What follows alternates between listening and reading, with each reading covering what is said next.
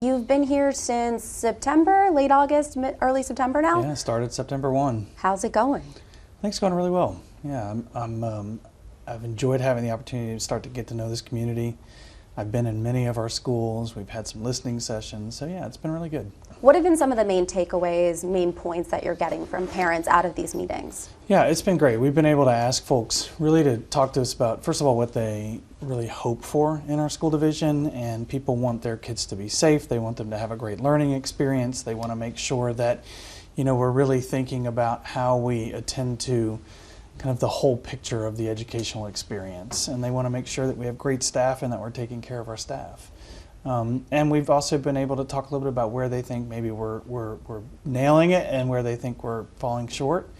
So what we're doing with that is we're collecting that information, and we'll use that in the spring to come back and say, here are the things that people are really interested in us focusing on. Let's prioritize those and let's put together a plan to move the division forward.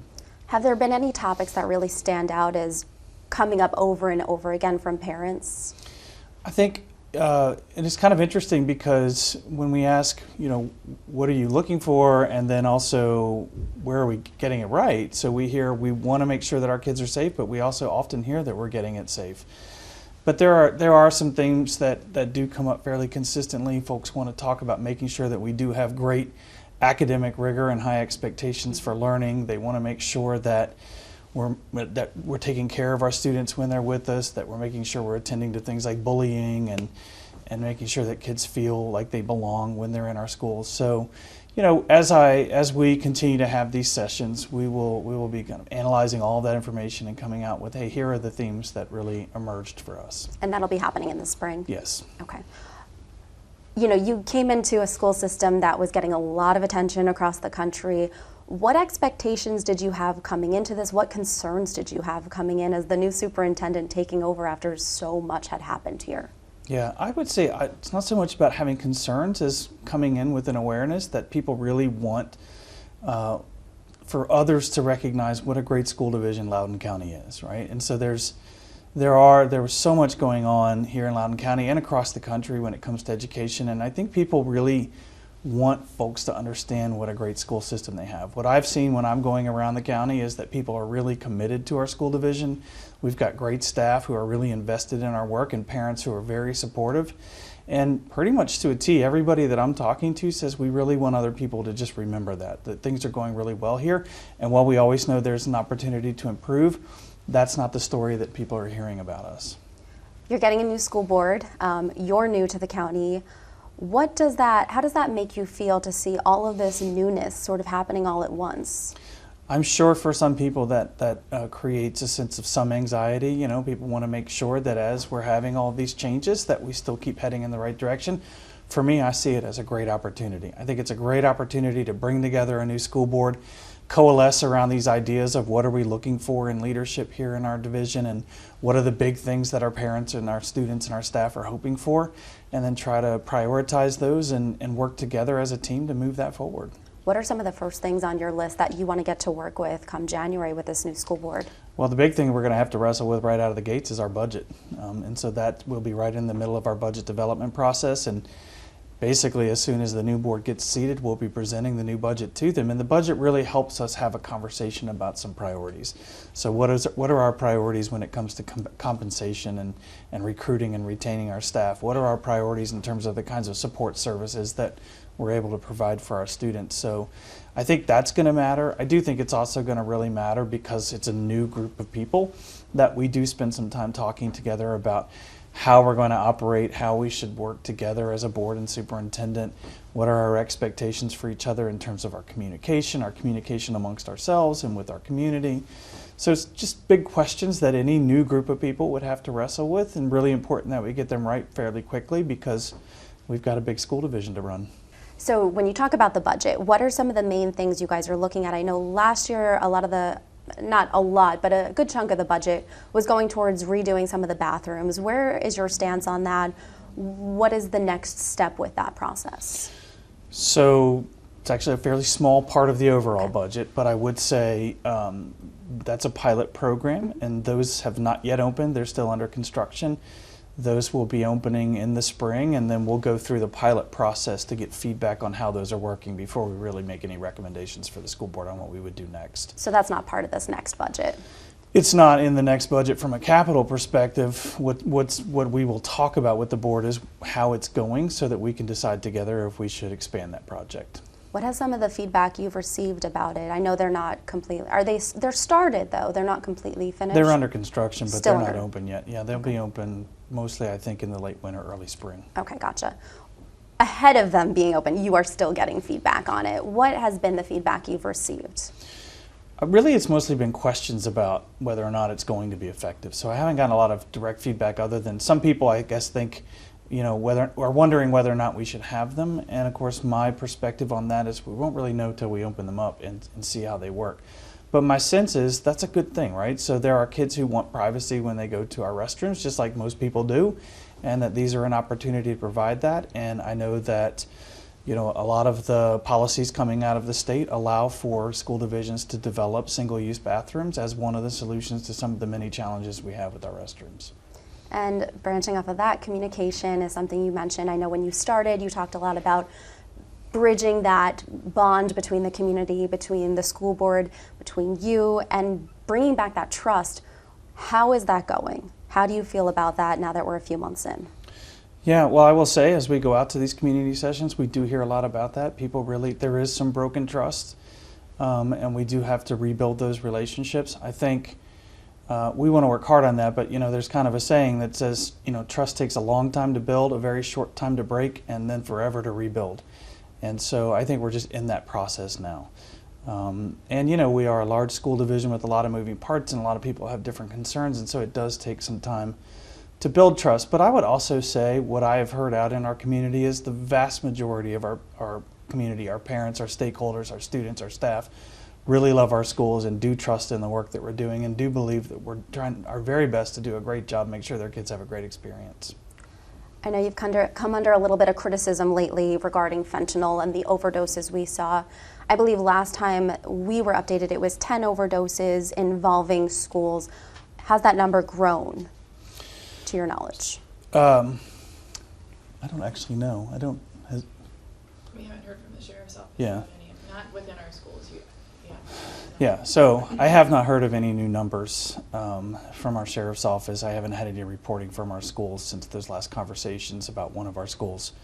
And so, yeah, I mean, this is a very challenging topic and a really challenging thing that's happening in our communities that's showing itself publicly in some of our schools. What is the process when it comes to, say, a student overdoses either on school or off of school campus? What is the notification process from the start once it happens? What are the steps?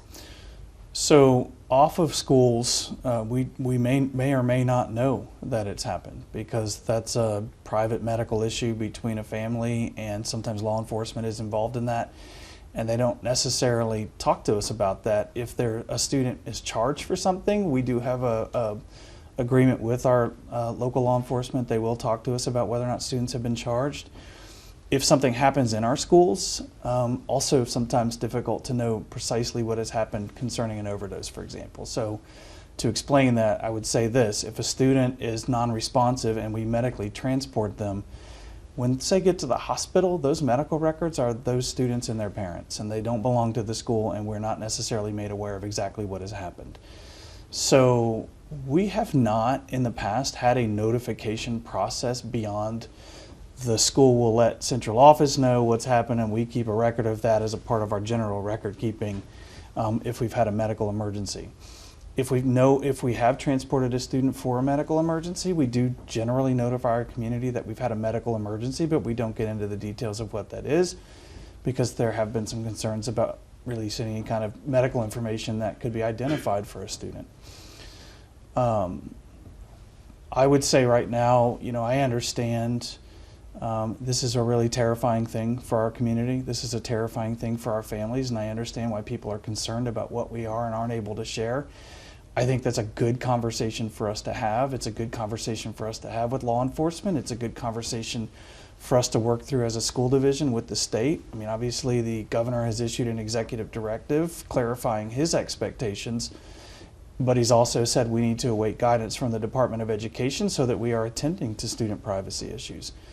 And we are all waiting for that guidance to see how we can move forward together. It's really important that folks do understand that we do want to make sure that our students are safe, and we've done a lot to that end. That's something also I think is really important for people to understand, right? So we have medical emergency response teams in each one of our buildings. We have staff who are trained in the administration of Narcan and other life-saving measures like CPR. We have had ongoing education sessions both in our schools, in our curriculum where we talk about fentanyl, but also in our community. You know, we hosted 6 sessions on this last spring. We hosted another one this fall. We participated in one that the Sheriff's Office hosted. And so we do need our community to be engaged with us and to understand that this is a real problem, and we need to be talking to our children about it, and we need to be making sure that they're safe, and we can only do that if we're working together. Do you have any second guessing happening for yourself when it comes to the notification process that recently happened? So here's what I could say. I can understand why people were concerned about that, and I feel strongly that we did the best job we could given the parameters that exist for us. There's never been a reporting structure in Loudoun County, or frankly in any division that I'm aware of, around whether or not we tell parents that there was a student overdose. And what we're learning now is that people want that, and so we've got to figure out how do we do that given some of those privacy concerns that I talked about. If there's a better way, we want to know what that way is, and if you know better, you do better, and we'll do that. And again, this is a terrifying thing for our community, so I'm not in any way, shape, or form concerned that parents want to know this information. I understand that. I mean, I'm a father. I have children myself. This is a conversation I'm having with my own kids, and it's important that we make sure that our families are aware this is happening. So if we can find a better way to do that, then I'm committed to working with law enforcement. I'm committed to working with the state to make sure that that happens. I was going to ask, you have children, are they in the school system here? I have 2 that are in our school system. As a parent, yes. Stepping aside from your superintendent Sure. role, as a parent, would you want to know if another child in your school overdosed? So specifically what I would want to know is we have these issues in our schools. I don't need to know as a parent every time another child has had an overdose. I'm not sure how that helps us. What I think helps us is making sure we're educated as a community to know that these are happening in our schools, that fentanyl is here, that it's in our communities, and that there are children who are experiencing these traumatic issues in our schools and in our community. And I think as a parent, if I know that, and if I know that the school division is hosting education sessions to help me understand what that means and what I can do to help my child, and if I know that my schools and my school staff are trained to deal with these issues when they arise, that's going to give me a lot more confidence sending my child to school. Do you know how to use naloxone? I do. Do your kids? And unfortunately, a lot of our staff do as well. We've had to train our staff. I have not had my kids go through that training yet. I can tell you there's a training that's available online. It's a 6-minute training. And if you participate in that, you also can receive naloxone to administer. And we are encouraging our staff, all of our staff, we provided them with the link for that and encouraged them to go through that training. We've required specific members of our staff, and we've also begun making that information available to our broader community. I was going to ask, are the staff members required to be trained? Is that something you guys are considering? So we're not requiring that all staff members be trained right now. We're making it voluntary for those who want to, but we do have requirements for training for staff in every building. Would you consider allowing students to carry naloxone? Yes, in fact, that's a policy conversation that we're having right now, and the answer is yes, we are, I think, going to move forward with that, but we have to engage with our school board in that conversation. What do you want other parents to know when it comes to this and what you guys are doing? I think the most important thing we need other parents to know is that they have to talk to their children about the fact that these drugs are in our community and that they won't know what they are. When we talk to law enforcement, they tell us that if they have the pills in front of them that look like prescription pills or that maybe look like Adderall or something that they might get from a friend, they can't tell what's in those pills until they test them. And so students need to know it is never safe to take a pill from somebody else. It is never safe to buy something that is not prescribed to them by a doctor. Our parents need to be talking to our kids about that. And the message is you've got to stay away from this stuff. And our parents also need to know we are here to support them. We can answer their questions. They should be attending these education sessions. and they should be talking to their kids, and if they've got specific questions, they can contact their child's school, and we can provide them with the resources that they need to have those conversations. Real quickly. Yeah. Wanted to mention the individual supports that we have for kids who have been suspected of using and those kinds of things. Yeah. So talking through how we support those families, and then the addiction piece, I thought would be good for you to kind of talk through as well. Sure. Everything she just said.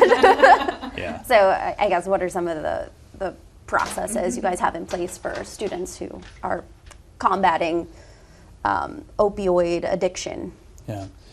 Well, first of all, we do have, if a student is dealing with these issues in our building, I mean, everybody wants to know about other disciplinary processes, and there are disciplinary processes that are associated with this, and students who are using or in possession of drugs in our schools, there's very clear reporting structures that are required by law, and we work with local law enforcement on those. But we also have an entire side of our school division that is devoted to student support services and providing families and students with the resources and the opportunities that they may need in order to get through this. And so, for example, in all of our buildings we have student assistance specialists. Those student assistance specialists have a mental health background, and most of them have a background in substance abuse prevention, and so they're working with those families to provide them with support in the school, but also the resources they need outside of the school. But I would say this, I think this is an area where we have to come together as a community, because right now there are very few treatment options that are available for students in our community who are struggling with addiction, and in particular with addiction to opioids. So to give you an example, we have a great collaboration with the Williams Center. That is an outpatient facility, but that is the only collaboration we have with a facility in Loudoun County, and they're one of the very few facilities in Northern Virginia that work with young people. And there are no inpatient facilities that work with young people who are struggling with addiction.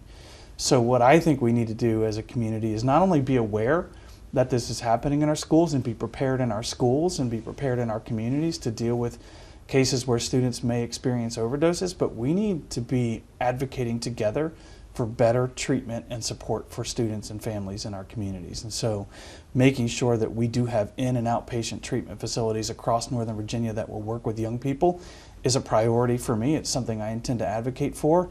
And quite frankly, I've sent a letter to the governor, and I've asked him to issue an executive order asking our health department to work with local health departments and providers to come up with treatment options in all of our communities. Has he responded? I have not yet heard back from the governor. His executive order that he issued regarding the 24-hour notification process, is that something you guys are planning to consider? I know you said you were waiting on the Department of Education guidance, but in the immediate, he kind of pushed it out as an urgent thing that needs to happen right now. It doesn't sound like you're aware of any new overdoses, whether or not they happened. So is that something you guys are implementing already? So we're going to wait for the guidance on that. I mean, I've expressed again and again, and I sincerely have concerns about how we do this without violating student privacy laws. My understanding is that the Department of Education is going to work with the Attorney General's office, and they're going to try to provide us guidance on how to do that. And so we are waiting for that guidance, as are my colleagues across the state. Now, the governor has also issued an executive order regarding the model policies. Where do you stand on that at this point? So that is a school board policy discussion, and that is happening in committee. Okay. Is that something you are a part of in any capacity, or just completely on them? So our staff is working with them, particularly legal counsel is working with them to understand the legal implications of those policies so they can make an informed decision. What are your thoughts on the governor's involvement in the Loudoun County School District? I'm glad that the governor has an interest in the success of our schools and the success of our students, and I hope that the governor will also take some time to support us in terms of providing the kinds of supports in our community that we just talked about. I also hope that our governor will take some time to really get to know all the great things that are happening in our school system and help share that news as well. Do you think his involvement has helped you or hurt you in any capacity, created any challenges, or been helpful? So the only involvement that I've had with the governor since I've gotten here has been the recent executive order about the notification on fentanyl doses. So I can only speak to that. And as I said earlier, I'm glad he's taken an interest in that, and I'm glad he's asking the Department of Education to give us guidance on something that we haven't had guidance on before. And if it's important, then, and it is important, as I said earlier, because we know our parents are really anxious about this happening in our communities, then I'm glad we're having that conversation. Okay, thank you. Let's switch gears to education. Sure. You know, why we're here. Talk to me a little bit about your thoughts on the way Black history is taught in Loudoun County schools. So right now, I know that we're engaged in a conversation about AP African American history, and I think that's great. I think it's a really terrific course. It has a wonderful curriculum. I know that we are teaching our history. We are teaching the state standards across the content areas, and so I think we're doing a good job with that, and I think it's just really important that we continue to tell our whole history when we have these conversations. And there's a new aspect to teaching right now happening across the country. We're seeing a lot of schools dealing with AI, whether they're dealing with concerns about AI in the classroom or including it as part of their education ethics on how to use AI. Where does Loudoun County stand on AI? Yeah. So, I mean, a couple of thoughts around AI. First of all, it's been here for a while. It's not new. And so, for example, we've had in Loudoun County and across education, adaptive testing that's been in place for a while, and adaptive testing really is AI driven, right? And we use platforms like Turnitin, which is a cheating platform where it kind of looks for plagiarism, and that's an AI technology. So it's been here for a while. I think what we're really talking about is generative AI, and so thinking about what happens when you can talk to someone and say, hey, write me a 4-paragraph essay is a whole different conversation that we have. We in Loudoun County have been trying to think about the guardrails for the use of AI. One of the big issues there also revolves around student privacy. So we have clear delineation about what kind of student data can be shared. And so one of the problems right now with generative AI is that there are no promises about how student data that's collected through those platforms will be used. So we're being very careful about giving students access to that. Of course, we know as soon as they leave, they also may have access to that. And so one of the conversations we're having is how can we leverage it as a partner in education and not just use it as something that we're afraid of. You know, and so the example I use often is when calculators first became available, math teachers were very concerned about them, right? Was this going to be the end of understanding how to do math? Was this going to be, you know, were students going to be cheating all the time? And, you know, if you were to ask a math teacher today, hey, we're going to take all your calculators away, I think our math teachers would have a real problem with that because they understand the power that can come along with that technology. I think ultimately we'll get to a place where that's the case with AI, but we have to wrestle with the issues. How do we make sure that we're designing lessons that incorporate AI where students can't cheat?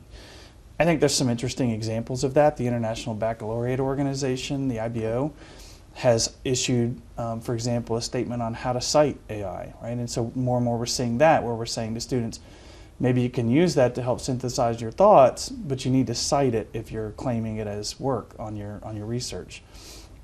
And I think just generally, you know, I used to say to my teachers when I was a principal and we were complaining, because I was a principal when search engines were becoming a thing, you know, they were saying, well, now they're just going to Google every answer.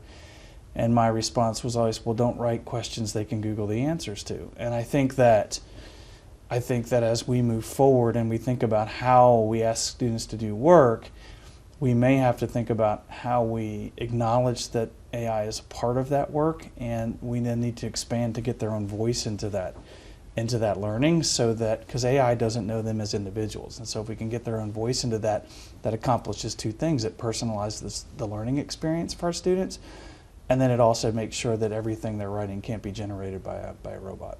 So one last question on that. In Pennsylvania, I believe. Okay. We have time for 2 more questions. Okay. Well, then I'll skip this one. I was going to ask if there's possibility of an ethics class on AI, something you guys are considering. Is that?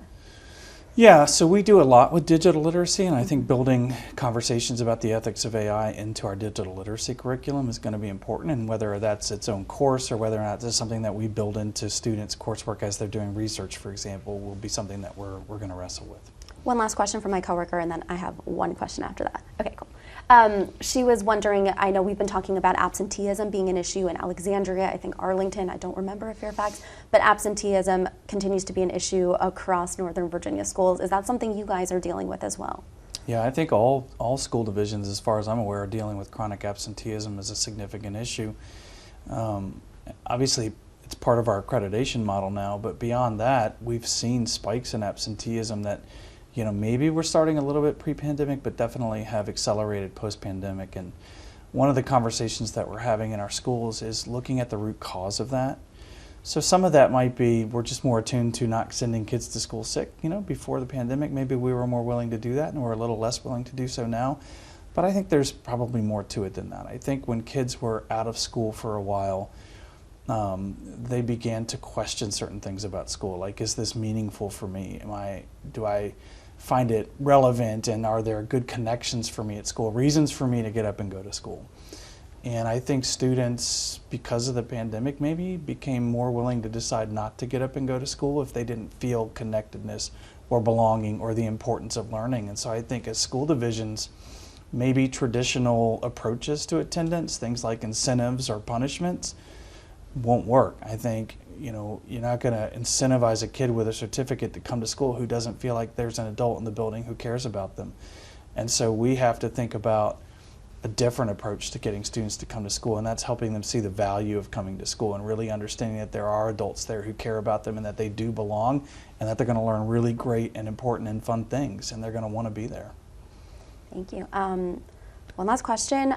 I know you've said that you feel like you're doing a good job. You feel like you're getting support from the community. There have been some parents, a school board member who have called for you to resign. What is your reaction? What's your response to that?